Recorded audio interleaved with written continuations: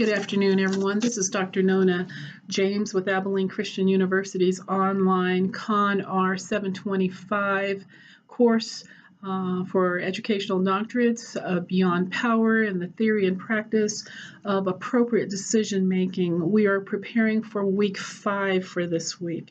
Before I get started, I just want to thank everyone again for their hard work and effort that you put into your assignments this past week and the quality work that was submitted. I do appreciate your timeliness, and I just hope you enjoyed some of the activities that were included into last week's coursework.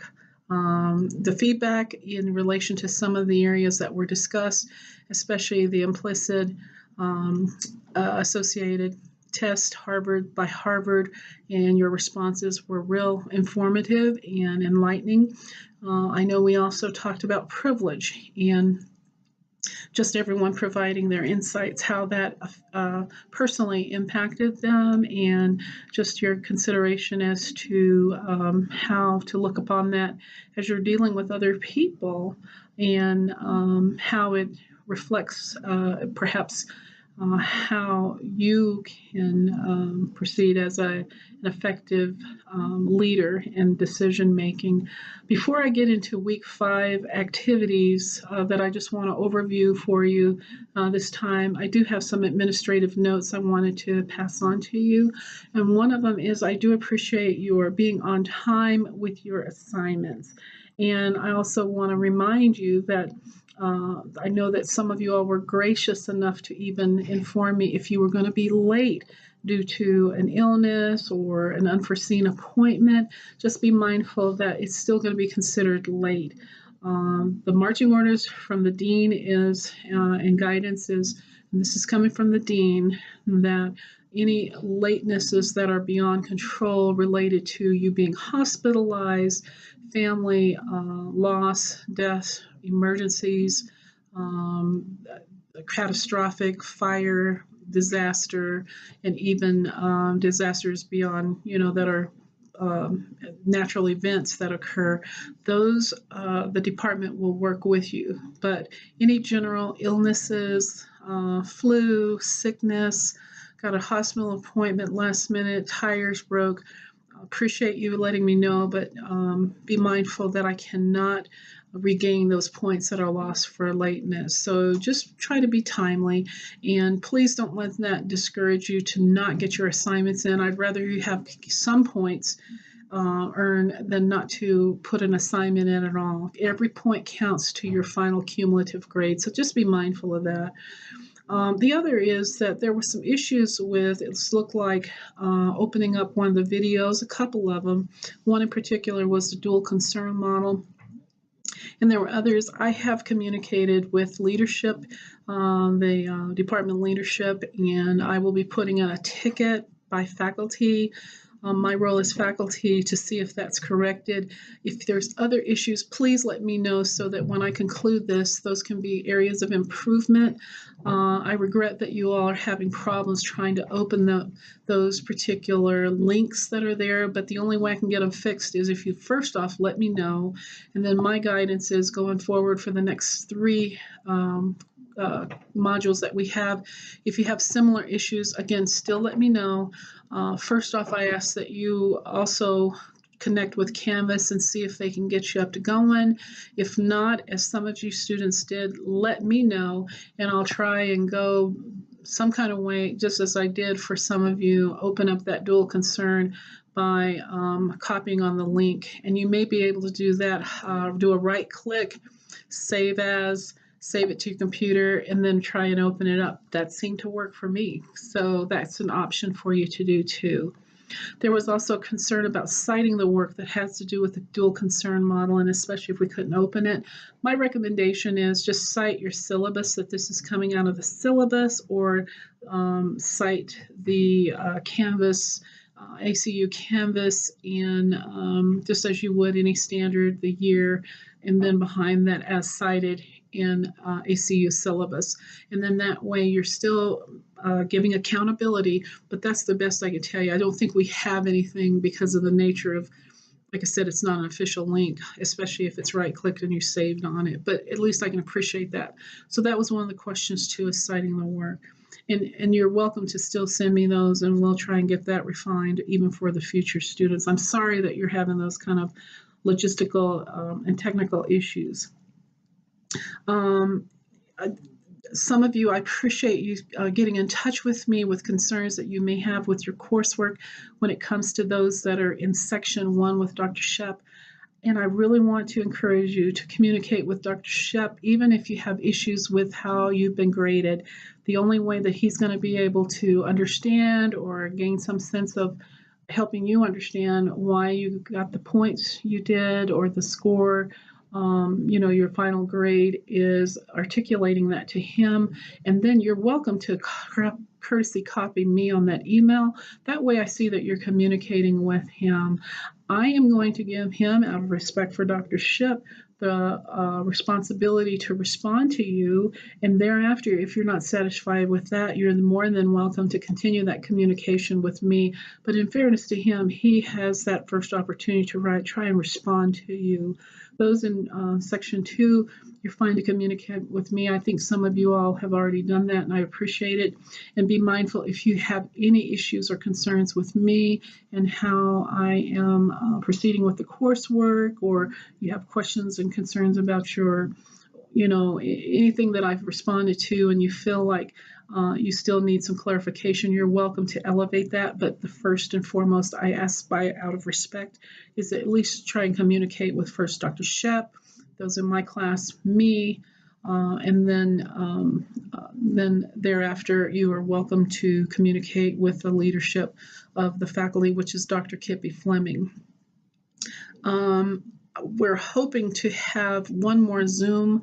I'm looking at it sometimes next week, and I'll just watch for your announcement page for that, as well as at the bottom of the module, the last entry, you should see Zoom if we do have one.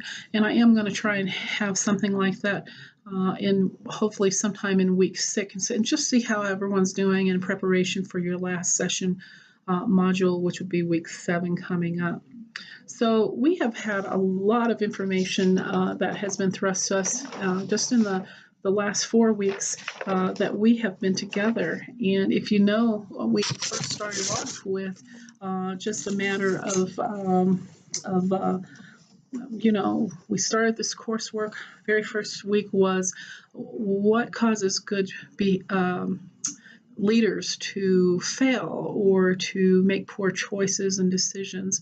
And from that particular week, we explored the decision making. We've been able to recognize organizational barriers that related to decision making. And you were introduced to 2 systems along the way, System 1, System 2, and how those affect our decision making, which was quite interesting.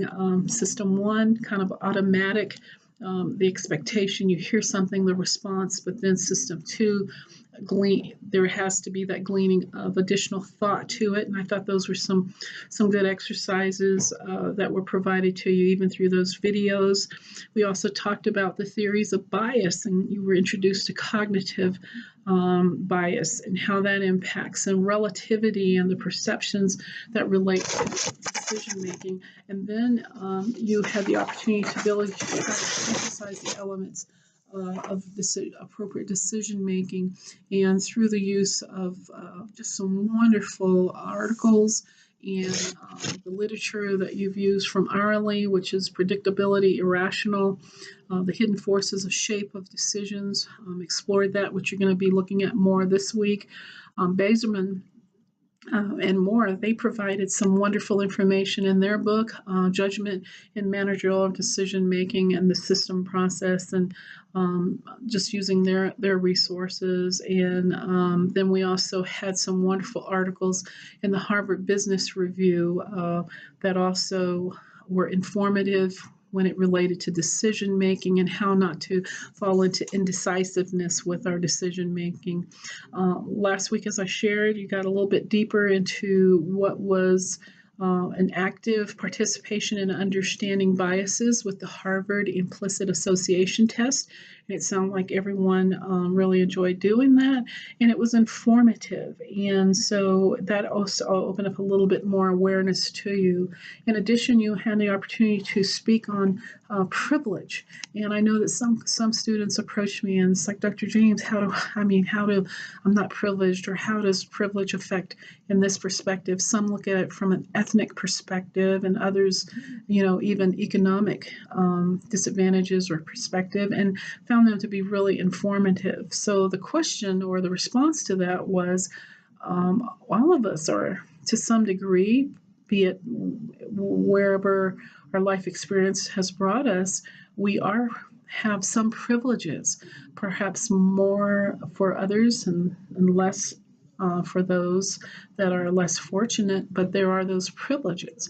One of the privileges that we have, even as we communicate in this class, is that we have an opportunity to get an education, where there are some that don't have that opportunity. We have an opportunity to have had a cup of coffee this morning, or that special meal, as simple as it is, blueberries or that yogurt, a simple piece of fruit, where others may not have had even a glass of water.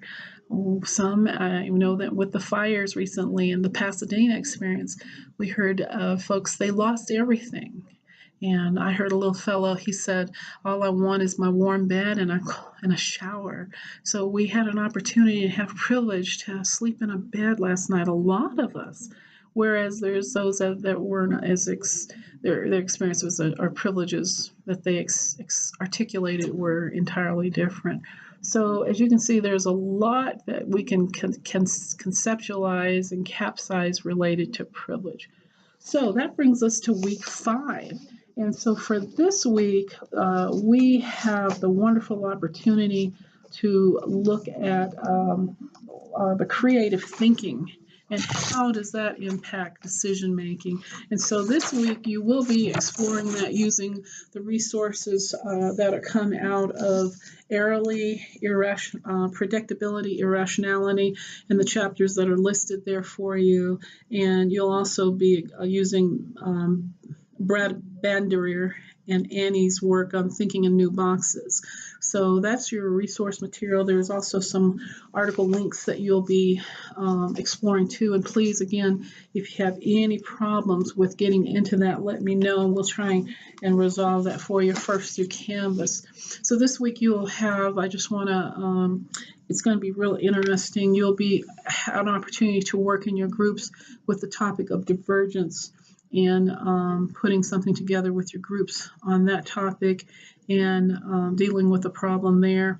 Your assignment that you'll have, your written assignment, is 300 to 400 words, and you're going to build 2 scenarios that relate to emergence yourself, and you're going to be using your own experience as it relates to your future as in the area of EDD work. And then you'll finish up with a simple dialogue with the IKEA effect out of Ariely's work.